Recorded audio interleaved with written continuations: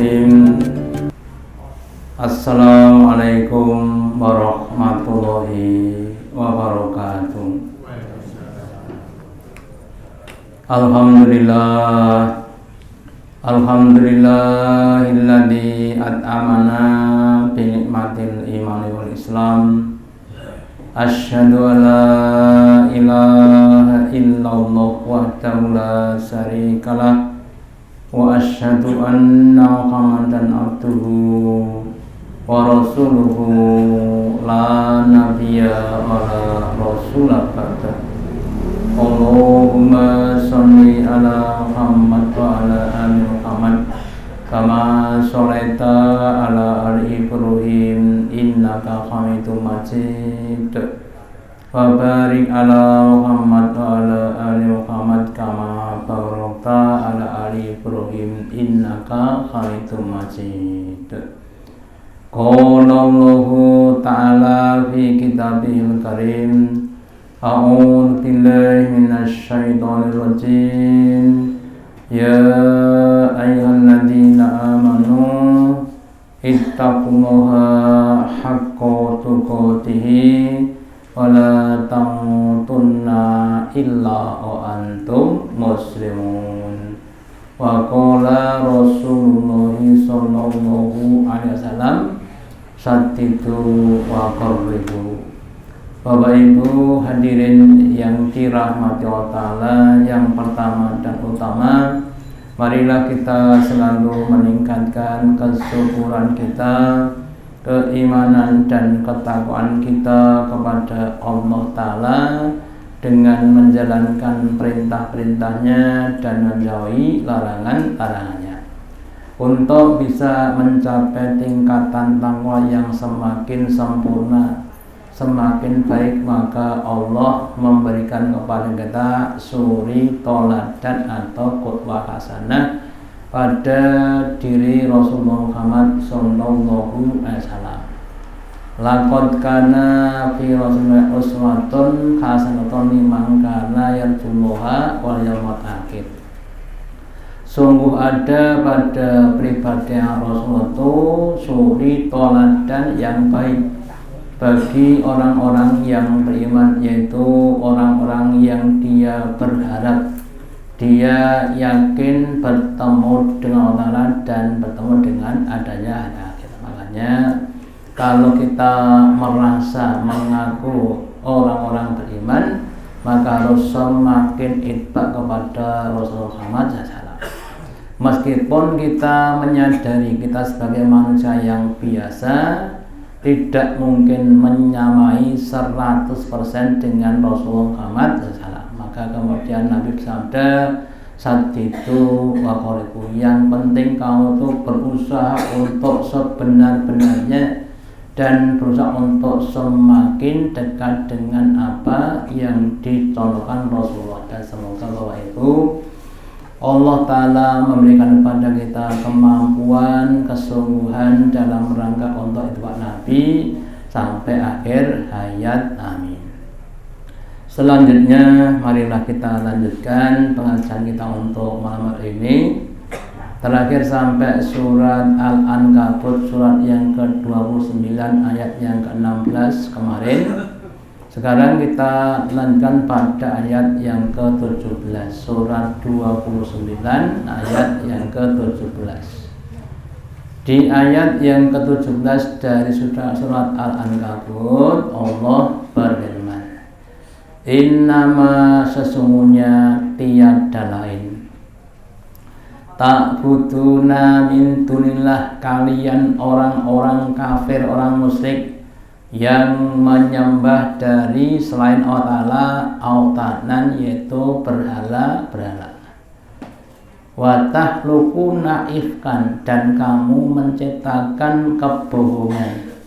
Sebetulnya berarti tidak pantas disembah, tapi kamu neko-neko, kamu reka-reka sehingga seakan-akan itu pantas untuk disembah.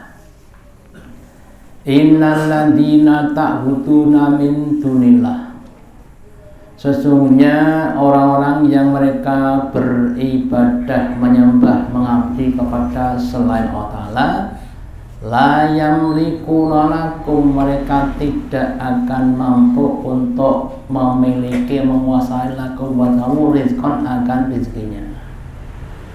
Fabtahu, maka mereka mencari intallahi rizqa, di sana adalah rezeki.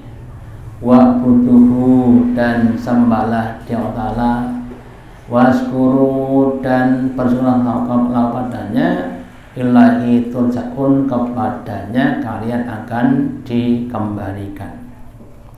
Bapak Ibu hadirin yang dirahmati Allah Ta'ala, sebagian besar manusia yakin bahwa Allah itu zat yang memberi rezeki, tapi kadang-kadang mereka mencari perantara-perantara, ya. Sebenarnya yakin bahwa sing paling rezeki adalah Allah, tapi kemudian mereka mencari perantara-perantara yang mereka ciptakan untuk mempercepat rezeki yang dia inginkan. Bahkan kalau kita di sini ataupun di masyarakat Jawa ada yang namanya penglarisan, pasugian, ya, dan lain sejenisnya dan sebagainya, beberapa tempat yang begitu yang diyakini sebagian manusia sebagai tempat-tempat untuk mendapatkan rezeki. Di Gunung Kawi, di Gunung Kemukus, di Balaan, di tempat-tempat yang lainnya, yang itu sebetulnya tidak akan mampu untuk memberikan rezeki kepada manusia. Makanya kalau Allah berikan keterangan, sesungguhnya mereka menyembah kepada selain atau sebagai awthanan, sebagai berhala yang dicipta-ciptakan, ya. Contohnya orang ingin rezekinya lancar, terus buat arca, buat patung, didadai maunya dewa rezeki. Kalau dalam keyakinan tertentu, ya, seperti Ganesha itu dewa ilmu pengetahuan, diyakini seperti itu, padahal ya tidak seperti itu. Dan itu sebagai suatu kebohongan, harusnya tidak begitu, tapi dibuat seperti itu, ya. Nah, orang-orang yang mereka menyembah kepada selain Allah, maka mereka tidak mampu untuk mendapatkan, untuk menarik rezeki kepada mereka, ya. Yang akhirnya mereka jadi yang minta rezeki kepada Allah, tapi lewat perantara berhala-berhala tadi. Contohnya saja, orang yang datang di tempat punden-punden tertentu, kemudian mereka melakukan ritual tertentu, kemudian mereka mendapatkan rezeki yang banyak, melimpah, ya. Itu pada hakikatnya jadi rezeki dari Allah yang dilakukan lewat situ. Oh, enggak gitu, kemarin itu saya kalau jualan enggak laris, setelah ke Gunung Lawu 3 kali sebulan jadi laris. Nah, pertanyaannya, apakah orang yang kesana itu kemudian jadi laris? Ya, kan tidak juga. Ada yang banyak yang gagal. Itu artinya berarti juga tidak mampu untuk memberikan rezeki kepadanya. Atau kalau dibalik, kalau berarti bisa memberikan rezeki pada orang yang meminta, ya juru kunci rasa dari juru ini, Pak, ya, rasa dari juru kunci, kemudian nyekal dewi, ndonga dewi, njaluk dewi, sugih dewi. Tapi kenyataannya mereka tidak seperti itu, ya. Makanya kita semuanya harus percaya, harus yakin bahwa yang mampu untuk memberikan rezeki itu hanya Allah Ta'ala. Kemudian yang perlu juga kita yakini bahwa zat yang alim dan hakim. Tidak semua yang kita minta dikabulkan, karena kadang-kadang kita minta itu dasarnya pada hawa nafsu. Karepe yo akeh Pak, karepe gitu, tapi kadang-kadang kalau diberi banyak itu justru akan menjadi beban atau bahkan menjadi penghalang dia dekat dengan Allah Ta'ala. Kemudian beberapa ayat yang berhubungan. Yang pertama, berhala tidak mampu menciptakan tapi justru mereka itu diciptakan. Kalau diciptakan berarti dia itu tidak punya kekuasaan. Kalau nggak punya kekuasaan berarti tidak mau memberikan apa-apa, tidak mampu untuk memberikan kepada siapapun. Maka di surat An-Nahl, surat yang ke-16 ayat yang ke-20 Allah berfirman, walladzina yad'una min dunillah, dan orang-orang yang mereka menyeru, menyembah, meminta kepada selain Allah, la yakhluqu nas'an, tidaklah berarti dapat menyebabkan sesuatu apapun, entah rezeki, entah binatang, entah yang lainnya. Ya, wahum yukhlaqun, sedangkan mereka tuh diciptakan. Mereka bukan kholik, tapi mereka nopo makhluk. Makhluk itu tidak punya kuasa, beda dengan kholik yang punya kuasa. Lah kalau mereka menciptakan yang kecil nggak bisa, apalagi minta atau memberikan pada manusia rezeki yang banyak. Contoh namanya apa? Orang yang datang di punden tertentu ya, kemudian minta rezeki ya kepada suatu patung lah namanya. Patung itu nggak bisa memberikan umpamanya apa?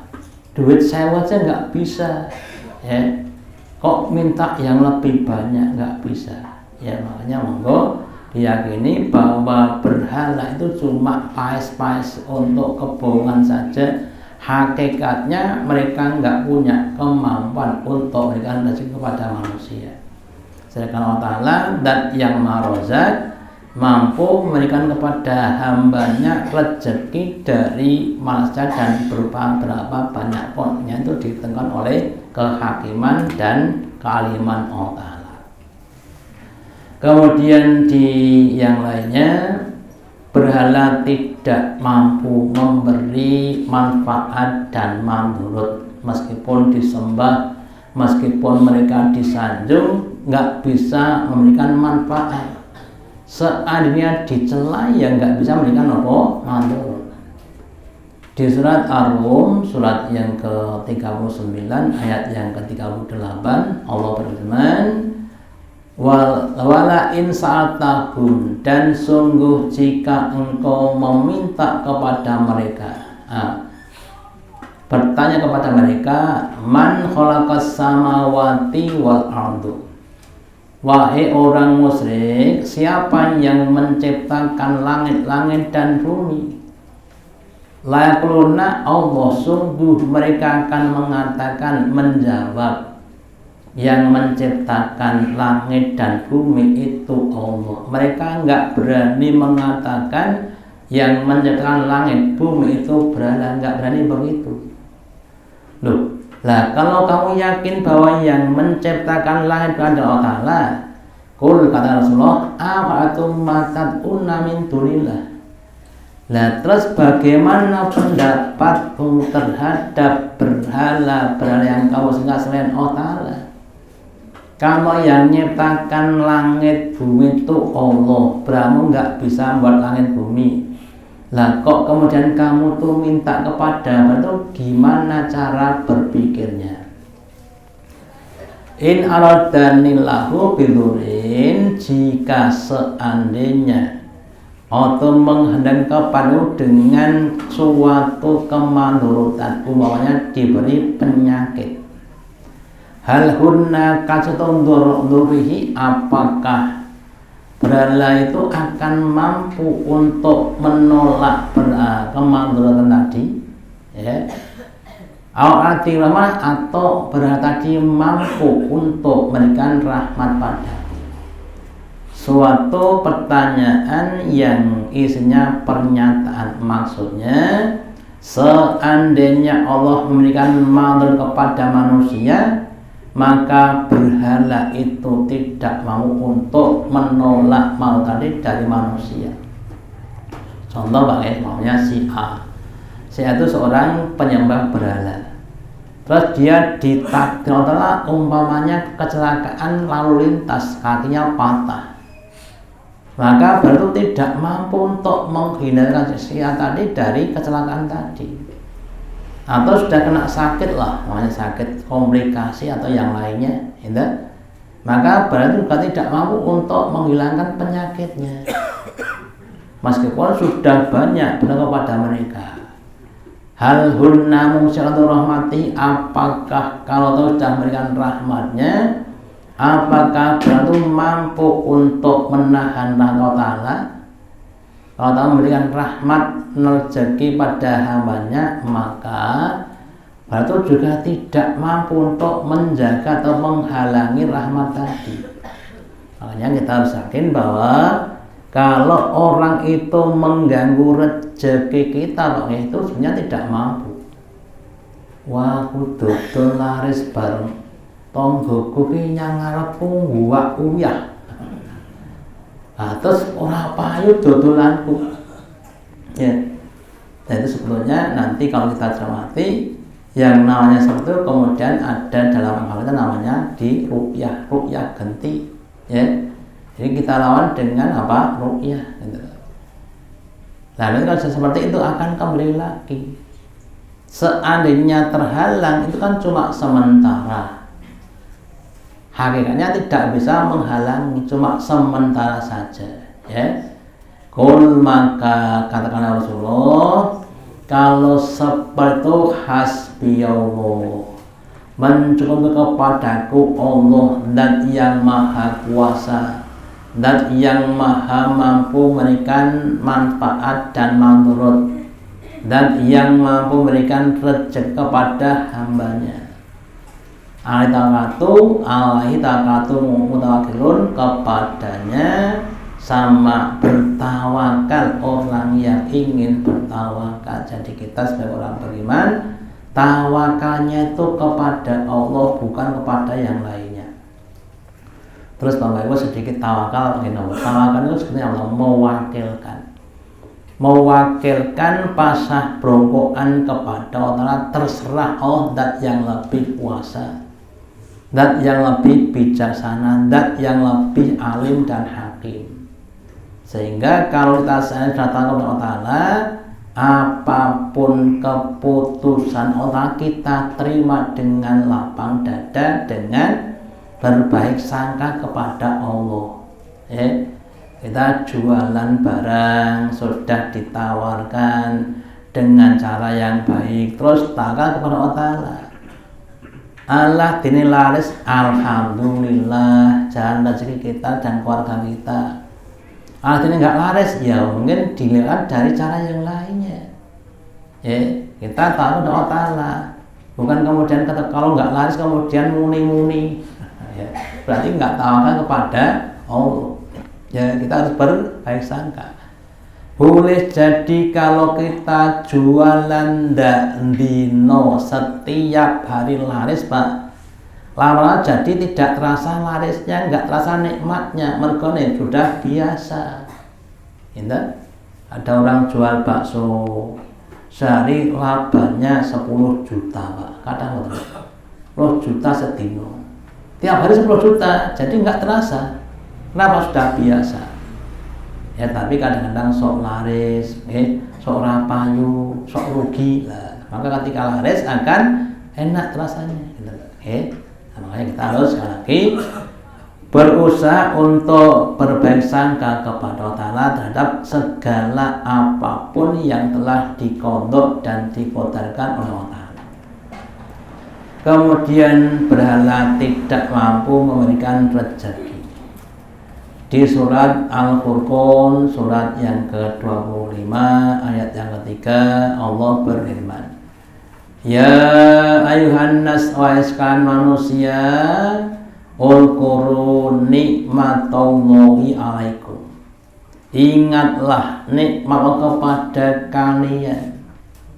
Hal min khaliqin, apakah ada pencipta ghairullah selain Allah yarzuqukum, yang memberikan rezeki kepada kamu? Suatu pertanyaan yang memberikan tidak ada pencipta selain Allah yang mau memberikan rezeki kepada kita. Minas samai, dari dan juga dari bumi. Sehingga hanya Allah zat yang mampu untuk memberikan rezeki kepada kita. Terus apa? La ilaha illa huwa, sehingga tidak ada yang pantas untuk dipuja, dipuji, disanjung, diibadahi kecuali Dia Allah Ta'ala.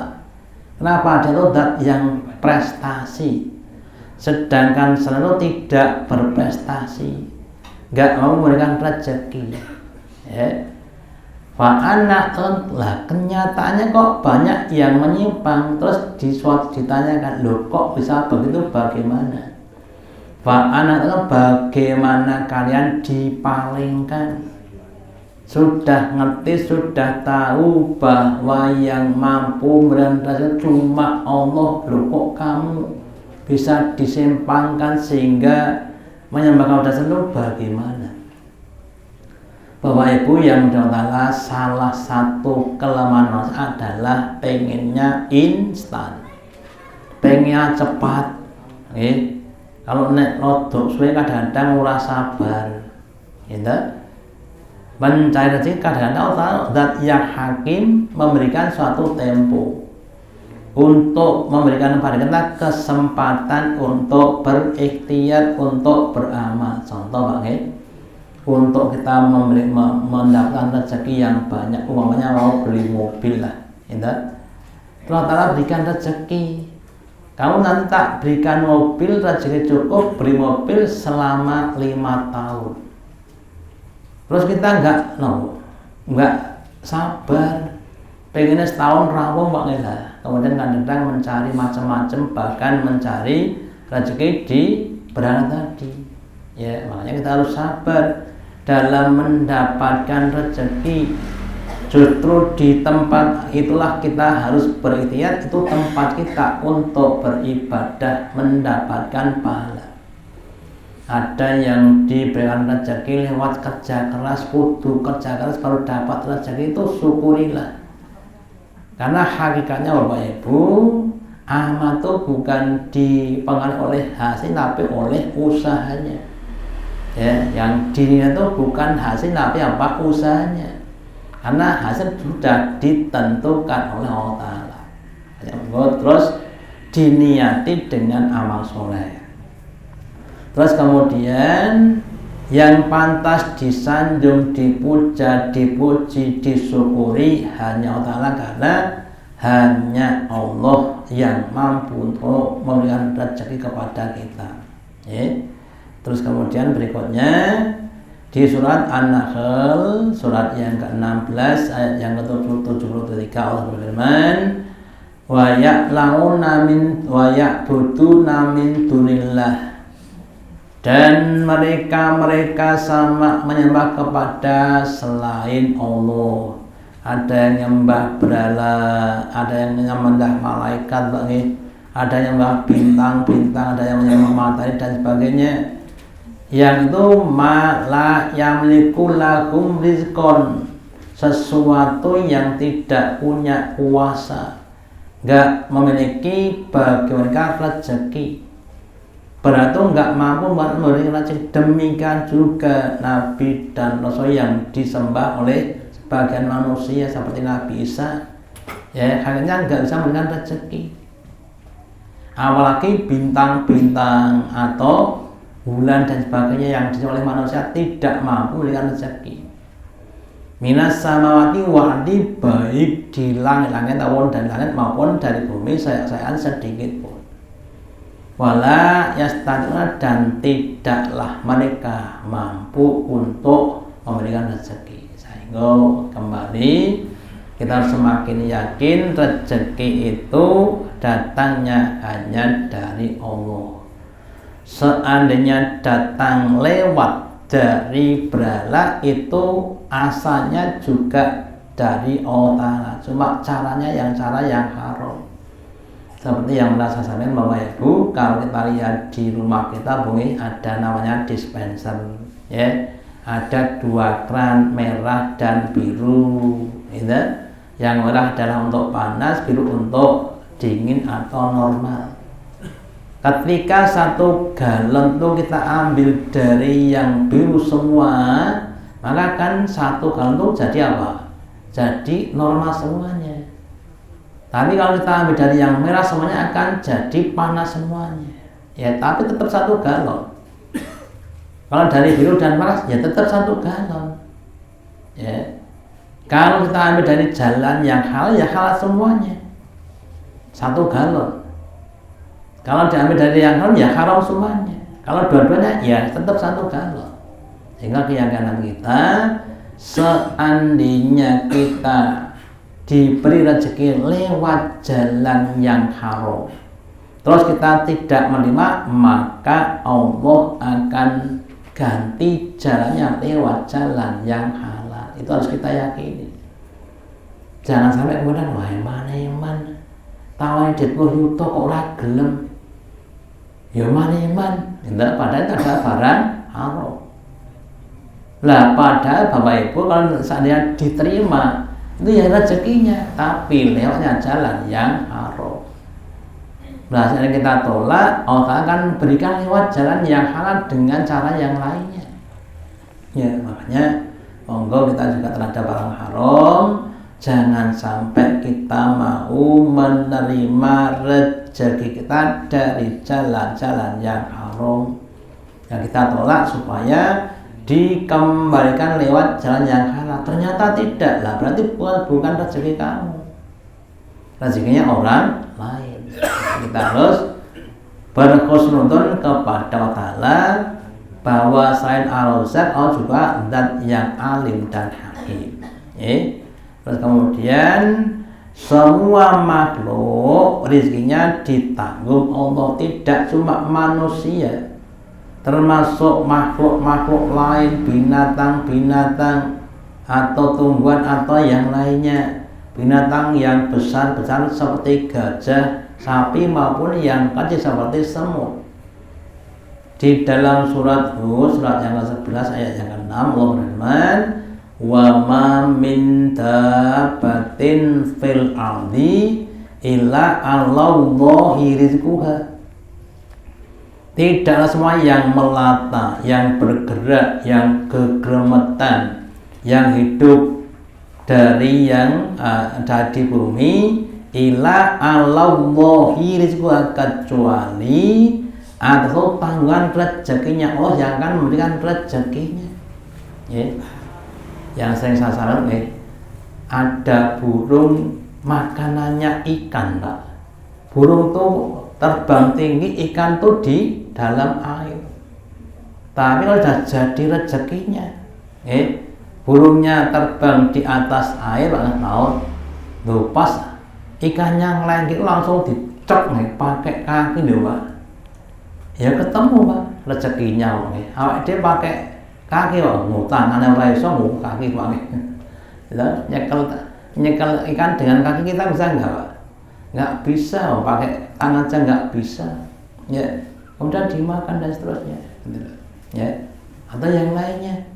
Ya, yang namanya ikan-ikan kecil itu kira-kira makan apa? Nama makanannya apa? Plankton. Ya, kemudian jadi makan ikan yang beredar dan seterusnya gitu. Sehingga tidak ada yang tidak dapat rezeki. Kemudian wa ya'lamu mustaqarrah, dan Allah ya'lamu mustaqarrah, Allah mengetahui tempat tinggalnya bau saja dan tempat bersemayamnya. Kalau burung pakai nek wong Jawa omah manuk jenenge napa? Suso. Itu namanya tempat tinggalnya burung-burung. Lah nek namanya ku yuyu kalih orang napa omahe? Rong nggih. Lah nek lot. Itu tempat tinggal jika Allah Ta'ala. Sehingga Allah Ta'ala mampu memberikan rezeki dimanapun Allah tahu, ya. Lah kalau yang binatang saja diberi Allah Ta'ala, apalagi manusia, makhluk utama yang dicetak untuk langsung ibadah kepada Allah Ta'ala. Asalkan kita tidak maksiat Bapak Ibu, insya Allah, ya, rezeki itu akan datang kepada dengan mudah, dengan baik, dengan berkah. Tapi kalau kita maksiat kadang-kadang terus ditahan dulu, ya. Ditahan itu bukan ditahan dulu. Supaya kita sadar, kita terus kemudian kembali pada jalan yang benar, kita ibadah kepada Allah tadi. Kemudian kullu fi kitabimin, dan sesuatu sudah dimaktubkan dalam kitab yang yaitu yang ada di Lauh Mahfuz. Dan orang itu tidak akan meninggal kecuali jatah rezekinya sudah habis, ya. Sehingga anak kita, istri kita juga begitu tuh punya rezeki sendiri-sendiri. Cuma kadang-kadang dilewatkan lewat suami, lewat bapak-bapaknya atau bapaknya, ya. Itu rezekinya seperti itu. Makanya kita harus banyak-banyak bersyukur kepada Allah Ta'ala. Apa minta uang untuk apa? Untuk bayar sekolah berapa? Lewat itu ya ndonga sik karo Allah Ta'ala. Muga-muga sok diparingi lewat bapak. Ya, ketika kita sudah diberikan, kita harus bersyukur. Ya, ditili 500 ndang bayar sekolah, ya, bersyukur. Jadi anak kita diajari bahwa yang memberikan uang itu bukan bapaknya, tapi Allah lewat bapaknya. Sehingga kemudian mereka biar ada rasa rububiyahnya, bahwa robnya tuh Allah, bukan bapaknya. Ya, itu harus kita ajari anak kita seperti itu, ya. Terus kemudian berikutnya Bapak Ibu, di surat Saba, surat yang ke-34 ayat yang ke-24, Allah berfirman, Qul, katakanlah wahai Rasul, bimana tanyakan, mayarzukum, siapa yang memberikan rezeki kepada kamu, minas samawati wal ardi, dari langit-langit dan bumi. Ya, siapa memberikan rezeki kepada kamu?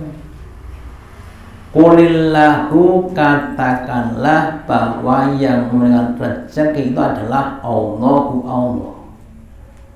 Wa inna, dan kami Allah kepada kamu, la'ala hudan, mana yang berada di atas petunjuk, afilan, atau berada pada kesesatan yang nyata. Ada dua orang, A dan B. A itu Islam, B itu non-Islam atau orang kafir. Kedua-duanya bekerja, ya. Terus dapat duit, dapat rezeki. Si A dapat 100, si B dapat 100, ya. Si A itu meyakini uang itu adalah datangnya dari Allah. Sedangkan di si B orang kafir, datang dari karena dia bekerja. Bukti ini saya bekerja kemudian dapat duit, ya. Terus pertanyaannya, kalau si A tadi dapat orang satu meyakini itu rezeki datang dan itu kira-kira si A itu berada pada petunjuk atau pada kesesatan, ya. Sedangkan si B yang dia nyata-nyata, buktinya saya habis kerja kemudian dapat duit. Sehingga duit kan karena kerja saya. Kalau nggak saya kerja, saya nggak dapat duit. Lah, model seperti itu kira-kira berada pada petunjuk atau pada kesesatan. Terus kita contoh lain. Seandainya, Pak, kita cermati, apakah ada orang kerja tapi nggak dapat duit? Enten mboten, Pak? Wong kerja ning rentok duit enten mboten? Enten. Kamu kerja ya tempat saya, oke. 1 hari 100.000, oke. Gitu. 6 hari 600.000, gitu. Bar kerja 6 dino ora dibayar, enten mboten? Nah, berarti kan kerja nggak dapat duit. Adakah orang yang tidak kerja tapi dapat duit, enten mboten? Nah, berarti duit itu karena kerja atau karena rezeki dari Allah Ta'ala? Ya loro-loro nih. Jadi hakikatnya rezeki jadi datang dari Allah Ta'ala. Kerja itu bagian dari ikhtiar kita yang akan dapat pahala besok di akhirat kalau kita ikhlas, gitu. Ya. Sedangkan duit itu adalah sekali lagi rezeki Allah Ta'ala. Saya Pak, saya ketika belum nikah dengan setelah nikah, Pak, gaji saya itu lebih tinggi setelah nikah. Berarti apa Bapak Ibu? Ditambah rezeki menduwe bojo gitu.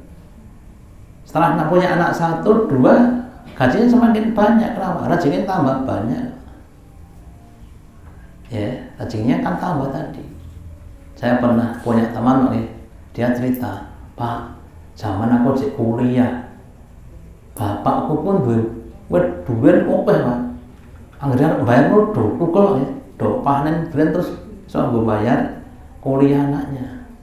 Baru lulus kabeh iki wite duren do mati Pak. Makanya jalan rasanya dah betul, aku jadi pegawai, rezekimu tidak lewat wit duren, tapi lewat ya gaji kamu jadi pegawai. Gitu.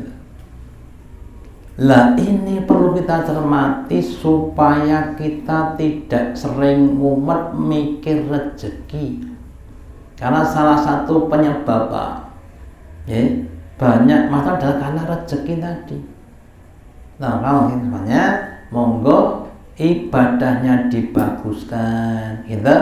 Terus kita berusaha untuk qanaah, insya Allah akan kasih rezeki kepada kita min haitsu la yahtasib gitu. Daerah yang tidak disangka-sangka. Tapi kalau kita nyun pangapunten tidak banyak ibadah, terus ditahan, jadi ada jatah itu ada, tapi nggak diberikan apa? Karena ada kemaksiatan, ada dosanya gitu. Ya, kemudian yang kedua tadi kita memahami, meyakini bahwa rezeki datang dari itu suatu petunjuk, ya. Sedangkan orang yang yakinnya rezeki datang dari sana adalah orang yang berada di dalam kesesatan. Ada yang berkata bahwa sumber kemakmuran itu adalah kerja. Itu seorang tokoh ekonomi, yang kerjanya keras ya nanti dapatnya banyak, gitu. Yang kerjanya nggak keras dapatnya dikit. Terus ada yang berkata, seandainya rezeki itu ditentukan oleh kerja keras, maka tukang batu, gitu. Terus oleh tukang beca itu gajinya lebih banyak dibanding dengan direktur. Kenyataannya kan tidak seperti itu, ya. Atau yang lainnya. Jadi sekali lagi kita meyakini penentu rezeki adalah Allah Ta'ala. Terus yang kedua, kita yakin bahwa yang penting dan itu bukan jumlahnya tapi berkahnya. Sebagaimana Nabi Ayub ketika diberi Allah Ta'ala ditanya oleh Ayub, apa pendapatmu terhadap rezeki yang aku berikan kepada kamu? Apakah sudah cukup atau belum? Kemudian Nabi Ayub berkata, yang belum adalah berkahnya. Ini lebih penting berkahnya daripada jumlahnya. Rezeki yang banyak tapi enggak berkah itu akan membuat jauh dari Allah, semakin jauh dari Allah Ta'ala. Sedangkan rezeki yang berkah insya Allah akan semakin menjadikan kita dekat kepada Allah Ta'ala. Kemudian rezeki Allah itu tidak akan berkurang meskipun tiap saat diberikan kepada hamba-hambanya. Dalam sebuah hadisnya Nabi bersabda, ya, yang itu adalah firman Ta'ala dalam hadis qudsi, ya ibadi, wahai hambaku. Ini hadisnya panjang, cuma saya potong saja. Inna awwalakum, sesungguhnya orang-orang yang paling awal dari kamu, wa akhirakum, dan sampai orang-orang yang akhir di antara kamu, seluruh manusia, wa jinnakum, dan kalangan jin-jin kamu, mereka semuanya berdiri fi shaitin wahidin, di tempat yang satu, lapangan sing onggo, berkumpul jin dan manusia seluruhnya. Fasa'aluni, kemudian tiap-tiap jin dan itu meminta kepada Allah Ta'ala. Terus fa'adatu, aku berikan kullu insanin, setiap itu masalah tahum permintaan mereka. Umpamanya kita pakai kongkon jaluk sakarmu kira-kira nyuwun apa Pak? Nyuwun apa Bu? Jaluk sakarepmu. Kula nyuwun mas 20 kilo Pak. Nomene nyuwun klambi 200 setel. Apalagi nyuwun mobil sing paling apik 30 biji. Nomene omah apik 20 Pak dan macam-macam. Si A, si B, si C sampai seluruh manusia Pak. Kemudian jin-jinnya itu seperti itu. Dalika kemudian mana kosong dalika, tidaklah itu akan mengurangi mimma inti dari apa yang ada di sisi itu, maksudnya di sisi Allah Ta'ala. Maksudnya perbentuk tidak akan berkurang illa kecuali kama yang koso al mihyatu, kecuali berkurangnya yaitu dom itu jarum indah utikala bahro ketika dikeluarkan dari laut. Dom itu kalau kita masukkan di gelas plek itu nggak ada pengaruhnya, nggak akan bertambah apanya airnya, itu cuma gelas apalagi lautan. Artinya tidak signifikan, yang direkam itu tidak ada sepersekian dari apa yang disewakan tadi. Ya, itulah luasnya perbendaharaan Allah Ta'ala. Sehingga Bapak Ibu, kalau kita cermati dari kata ini, berarti Allah yang super maha kaya dibanding dengan siapapun. Nah, wong sugih kok jaluk ora kek-keki. Sekali lagi Bapak Ibu, selain Razak, Allah juga Rahman dan Rahim, Maha Pengasih dan Penyayang, juga Maha Hakim. Ya nanti di akhir nanti mau sampai ya. Kalau orang itu diberikan apa yang dia minta, maka dia akan berlebih-lebihan, gitu loh. Dan itu akan menjadi keburukan bagi mereka. Ya. Terus kemudian di hadis yang lainnya Rasul bersabda, ya minullahi mil'a, bahwa janjinya Allah itu atau contoh adalah penuh. La yang itu sahaun laili wanar, meskipun diberikan, dialirkan baik pada waktu malam dan siang. Siang malam Allah selalu memberikan rezeki kepada hamba-hambanya. Ya. Kemudian aro'aitum, apa pendapat kamu, ma'anfaqo mundu khalaqas samawati wal ardi, apa yang telah diinfakkan Allah diberikan kepada manusia dan lainnya sejak diciptakannya langit dan bumi. Nek sedino 1 juta, setahun pinten Pak? 355 juta. Nek sejak diciptakan langit dan bumi sampai sekarang Bapak kira-kira berapa? Itu cuma 1 juta. Pada setiap hari semalam itu rezeki yang diberikan kepada hamba sangat-sangat lebih besar daripada dengan 1 juta. Terus dikalikan sejak diciptakan langit dan sampai sekarang, sampai hari kiamat. Ya. Jadi kalau dihitung sangat-sangat banyak sekali. Terus kalau Allah itu memberikan rezeki kepada hambanya, maka tidak ada yang mampu untuk menghalanginya, dan sebaliknya kalau itu menghalangi rezeki, maka tidak ada yang mau untuk mengalirkannya. Ini suatu keyakinan yang harus semakin diyakini, dan yakin kita itu ditunjukkan dengan kita semakin banyak berdoa kepada Allah Ta'ala, semakin tawakal kepada Allah Ta'ala. Ya.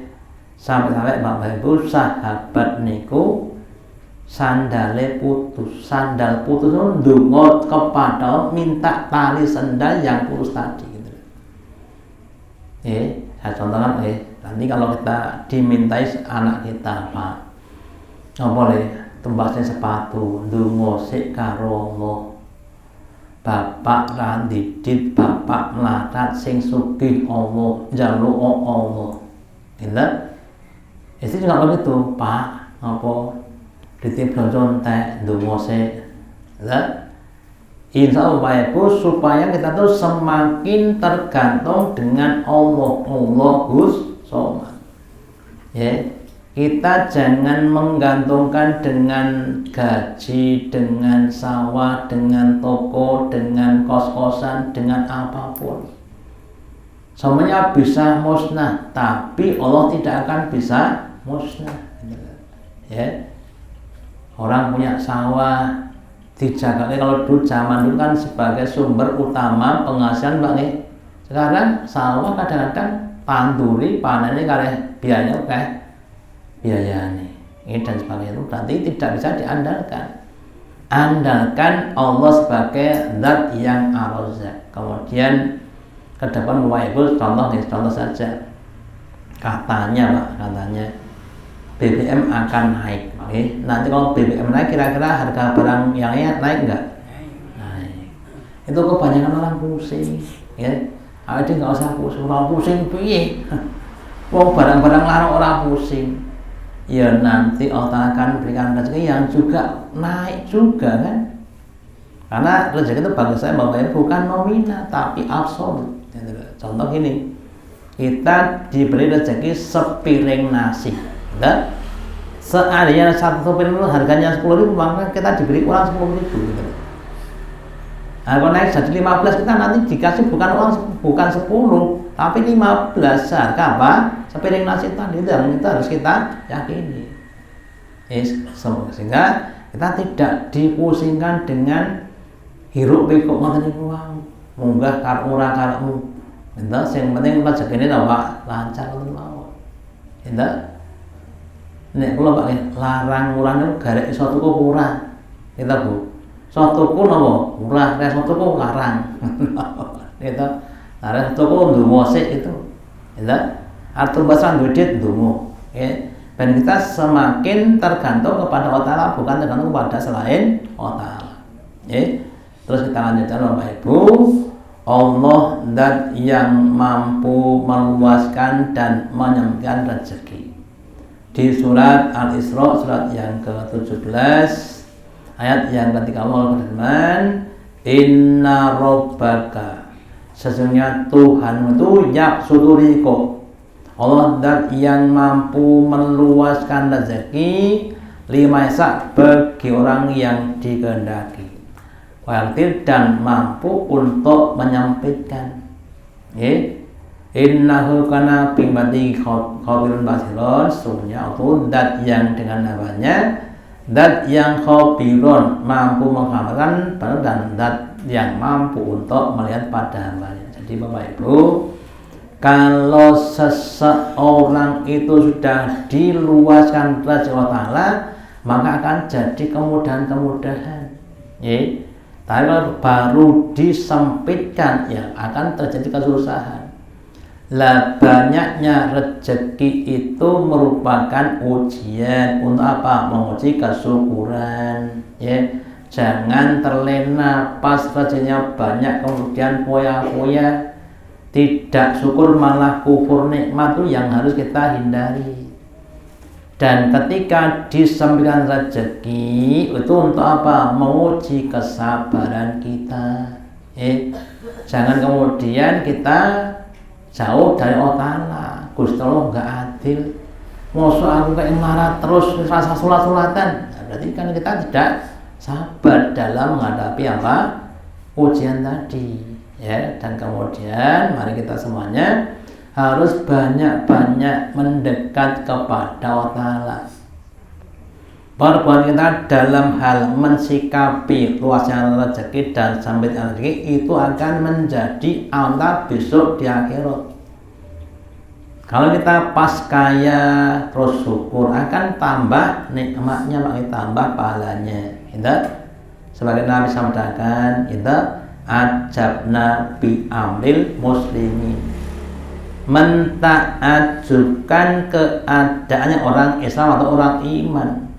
Idza masarok, ketika menimpa padanya kelonggaran, ya, sakaro, dia syukur alhamdulillah, dan itu adalah kebaikan buat dirinya. Idza masandoro, sebaliknya ketika menimpa padanya kemandorotan, kemudian sobaro, dia sabar, dan itu juga kebaikan buat mereka. Jadi orang beriman itu baik diberi rezeki banyak atau sedikit, akan selalu mendatangkan kebaikan-kebaikan, mendatangkan pahala, ya. Beda dengan orang munafik dan orang-orang kafir. Kalau diberi rezeki banyak kufur, kalau diberi rezeki sampai dia tidak sabar, berarti nggak berhasil semuanya, ya. Lah untuk itu kemudian kita kembali pada kita masing-masing, monggo. Kalau kita belum bisa bersyukur, monggo latihan untuk bisa bersyukur, ya. Kalau belum bisa bersabar, monggo latihan untuk bisa bersabar. Terakhir, Bapak Ibu, Allah memberikan rezeki sesuai dengan kadarnya. Kalau kita pernah sampai berikan satu urutan, Bapak Ibu, sama-sama kendaraan, motor Beat, motor Vario, kemudian mobil pickup, mobil bus, itu kan punya tangki semua. Bahan bakarnya sama, umumnya pertalite semua, Bapak Ibu, tapi kan jatahnya beda-beda. Beat ya jatahnya paling pol petang liter, nek njaluk 20 liter malah mbludak. Pinten? Mobil Avanza pinten Pak Cianto? Oh, ini mamanya 50 liter. Ya sini 50 liter itu jangan minta kaya bis 100 liter mbludak. Pinten, apalagi Vario njaluk 100 liter malah mbludak banget kan. Makanya kemudian Allah berikan sesuai dengan kadarnya. Di surat Asy-Syura, surat yang ke-42 ayat yang ke-27 berfirman, wala basatawriko liibadihi, seandainya Allah meluaskan rezeki bagi hambanya, labagho, sungguh mereka akan melampaui batas. Sing kudune ra dituku terus dadi dituku, ngene Bu. Terus kata yang ditakdirkan, wes duwe klambi 300 kok cek tumbas mau Pak. Jadi kan melampaui batas. Walakin akan tapi yunazlu biqadarin mayasa, akan tapi atau zat yang menurunkan rezeki dengan kadarnya, sesuai dengan apa yang dikehendaki. Ya bit ya petang liter seret, petang liter wis cukup, ojo 5 liter, ojo 10 liter, ya. Oh ini mobil Avanza ya cukup 50 liter, ojo 100 liter, ya. Biar apa? Biar maslahat. Nanti kalau lebih itu kemudian jadi mandurut. Innahu bimani khabun basir, sungguhnya itu terhadap hambanya dan yang maha khobar dan melihat terhadap apa yang dilakukan oleh hambanya. Ketika rezekinya sempit bagaimana, ketika rezekinya banyak, bahkan itu akan dilihat Allah, diberi nilai oleh Allah Ta'ala, ya. Sehingga kita semuanya begitu, pas rezekinya sempit monggo harus banyak bersabar, ya. Berpositif thinking kepada Allah Ta'ala. Wong niku nek pas melarat akan lebih banyak bisa menikmati nikmat yang sebelumnya terlupakan. Duit 100, duit 10.000 niku nek lagi randidit Pak, niku bernilai sekali, nggih Bu. Lagi pas randidit di 10 niku diuntil-until. Itu kok no karak 2.000 wae coba akeh. Ning lagi okean duit amun tuh kok 10, 100 ora patek diuntil-until Pak ngoten. Itulah manusia Bapak Ibu, termasuk awake di kula mau. Sehingga ketika kita diberi kekurangan justru adalah kesempatan untuk menikmati Pak. Menikmati nikmat yang selalu terlupakan. terus kalau tambah sedikit, saya tambah sedikit. Ada yang menjelaskan tentang sumber-sumber kegembiraan atau kesenangan. Ada 3 tingkatan kegembiraan bawah itu. Yang pertama, yang paling bawah itu orang yang kegembiraannya berada pada kenikmatan. Ini kata wong sing ngoten niku. Pastor ditokeh, panggil seneng, sehat seneng, namanya yang pertama. Yang kedua, kegembiraan berada pada kesusahannya. Jadi seneng pas dia dalam keadaan apa? Susah, menderita. Kenapa bisa begitu? Karena dengan kesusahan maka dia akan semakin mampu mendekat kepada Allah Ta'ala. Angel betul tak? Angel betul. Pas sedih seneng. Pas mau sebab seneng, kenapa? Karena mudah untuk dekat kepada Allah Ta'ala. Itu yang kedua. Yang ketiga, yang lebih tinggi lagi, orang yang kegembiraannya berada pada keridhaan Allah. Mbuh loro, mbuh sehat, sing penting Allah ridho. Mbuh sugih, mbuh larat, sing penting Allah ridho. Mbuh napa? Rezeki sampeyan atau luas, sing penting Allah, itu tingkatan yang ketiga. Lah kalau kita sekarang masih di tingkat yang pertama, monggo dinaikkan. Utamanya ketika kita sedang diberi kekurangan itu dinikmati. Saat itulah kita tuh bisa semakin mudah untuk dekat kepada Allah Ta'ala, mengadu kepada Allah Ta'ala. Gitu. Yang kedua, terus yang ketiga dan seterusnya. Dan semoga semuanya diberikan rezeki dengan baik, benar, ya. Kemudian kita bisa barokah rezeki kita dan bisa semakin dekat kepada Allah Ta'ala. Amin. Demikian yang saya sampaikan. Allahumma taqabbal minna innaka antas samiul alim wa tub alaina innaka antal hakim.